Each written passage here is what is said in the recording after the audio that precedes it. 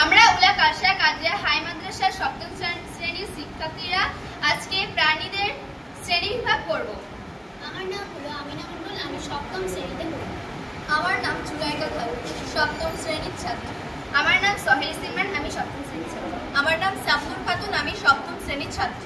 আমার নাম মোবারক হোসেন, আমি সপ্তম শ্রেণীতে পড়ি। সারা পৃথিবী জুড়ে জীববৈচিত্র্যের অনেক বিভাগ দেখা যায়। তার মধ্যে থেকে আজকে আমরা কিছু জীব বা প্রাণী নিয়েছি, তাদের আমরা আজকে শ্রেণী বিভাগ করব। আমরা এখানে কিছু প্রাণীকে পর্যবেক্ষণ করব।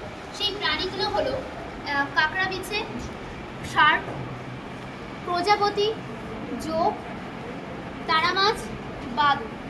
আরও আছে গোলকৃমি, কেঁচো, শামুক, অক্টোপাস, ফ্রিতেকৃমি, গিরগিটি, আরশোলা।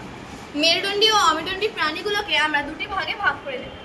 মেরুদণ্ডী প্রাণীগুলোর মধ্যে আছে শার্ক, বাদুড়, গিরগিটি। তিনটে মেরুদণ্ডী প্রাণী, বাকি সব অমেরুদণ্ডী প্রাণী। আমি এখন এই প্রাণীগুলির শ্রেণী বিন্যাস করব। এদের মধ্যে আছে এই আর্থ্রোপোডা পর্বের প্রাণী হলো কাঁকড়া বিছে, আরশোলা এবং প্রজাপতি। এবং মোলাস্কা পর্বের প্রাণীগুলি হলো এই অক্টোপাস এবং শামুক।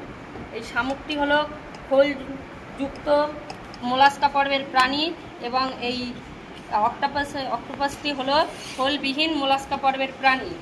এছাড়াও আছে অ্যানিলিডা পর্বের প্রাণী হলো এই কেঁচো এবং জোঁক। আর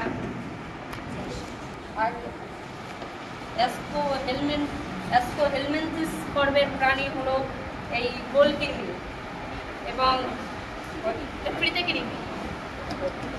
এবং প্ল্যান্টিহেলমিনথিস পর্বের প্রাণী হলো এই ফিতাকৃমি। এছাড়াও আছে একাইনোডার্মাটা পর্বের প্রাণী, যেটা হলো এই স্টারফিশ। এবং শার্ক হলো কন্ডিকথিস পর্বের কন্ডেক্স শ্রেণীর প্রাণী এবং এটা হলো স্তন্যপায়ী প্রাণী। আর এটা হলো সরীসৃপ প্রাণী। নাম হলো, এটা হলো গিরগিটি এবং এটা বাদুড়। ধন্যবাদ।